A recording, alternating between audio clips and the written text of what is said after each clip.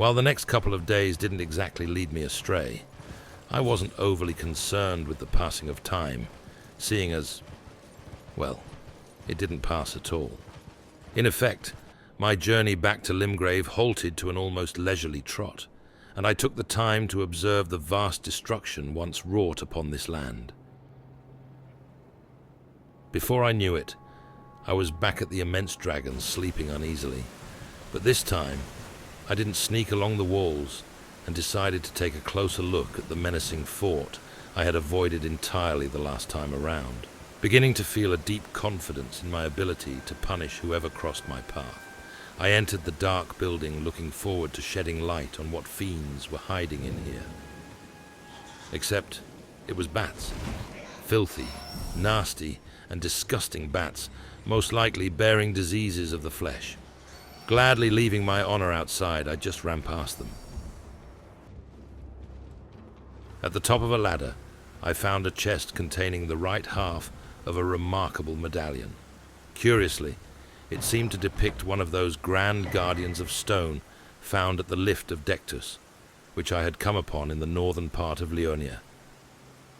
Maybe this was what the foul granny, who I accidentally struck some time ago, had called the half-crescents. I realized that this building was a tomb.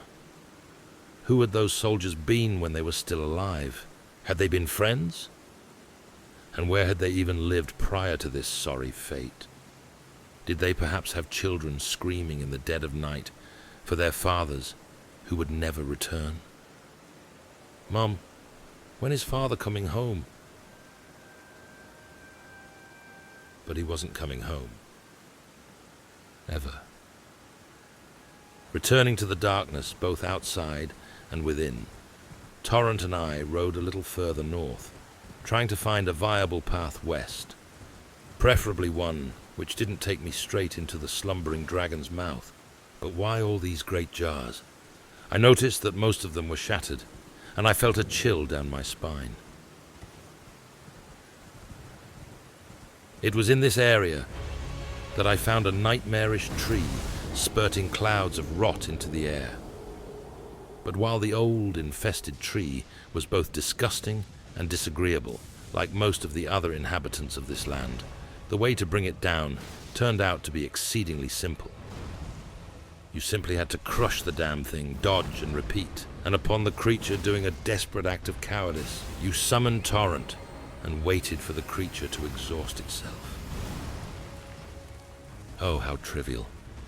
But the supreme transfer that happened as I killed it took my breath away, and not only was I rewarded with great power, it also gifted me with a most delightful tear for the wondrous flask I had forgotten all about. Then a morbid thought struck me. Were these jars perhaps brethren of Alexander? And why had this of all places become their graveyard? Back on track again, and finally traveling west, I noticed a path going slightly downhill. Seeing as I had more than enough time, curiosity got the better of me, and we headed down there. Passing several bears along the way, I found myself drawn to a nearby opening.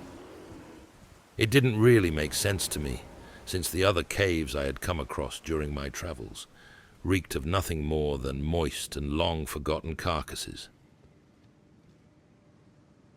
This particular one, however, somehow felt different, almost as if a soothing voice whispered from deep within. Oh dear, it wasn't entirely empty, and upon seeing one of the horrendous bears, who some time ago taught me a valuable lesson in humility, I found discretion to be the better part of valor. No one should impose on noble animals merely protecting their natural habitat. Well, look at that. I hadn't been the only one treading carefully.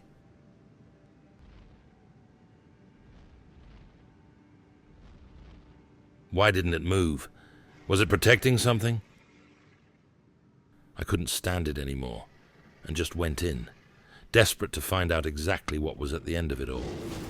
However, I wasn't prepared for the sight that greeted me, because deep inside this hidden cave, I came upon a large and quiet chamber.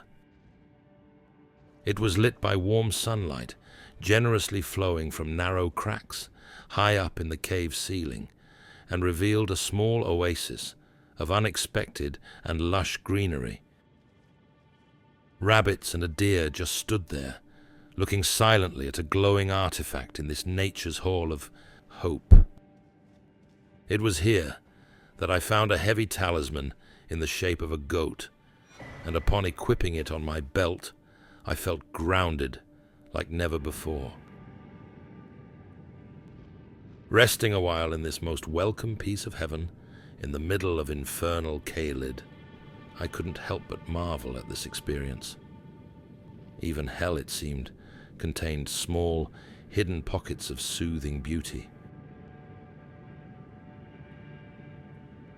I would have loved nothing more than to stay in that safe space of warmth and tranquility, but Limgrave and Ranni's perfume-drenched wolf-servant were waiting for me. Outside, in the humid and claustrophobic air, and heading west again, we did our best to avoid dragons roaming this putrid region of rot. Feeling suppressed by even the weather itself, I hardly noticed snatching a small treasure from a poor scarab, almost as if in a state of indifferent fatigue. That is, until the nasty little critter came up with an unpleasant surprise as a parting gift. Rattled by that explosive bastard, I slowly understood that despite being closer to my destination, Torrent had led me to another majestic tower. It loomed threateningly, not unlike the one I had come upon in Stormvale Castle, and almost felt like a parasitic structure which had devoured the energy of its surroundings.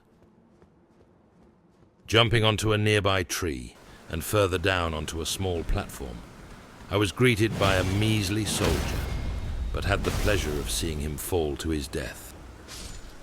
If only he had screamed, that would have made the encounter amusing, as well as satisfying. The following hour or so was spent jumping across large cracks in the stonework, and slowly but steadily climbing to the top of this imposing tower. From way up here, I could see a lonely shack in the distance and a secluded castle. Going inside the tower and expecting it to be cold, I was surprised to find it had a rather comfortable temperature. Despite the gloomy lack of light, it was a beautiful building with finely ornamented walls. But what was this? A message on the stone floor, left by a generous traveler, warned me of assailants close by. Well, well, I would gladly take care of those would-be assassins with crushing affection from my great mace. Two soldiers, apparently more startled than ready for violence, jumped clumsily to their feet. Pushing one of the sad-looking youngsters off the edge, I turned to the other, ending him, and was met by an unreal sight.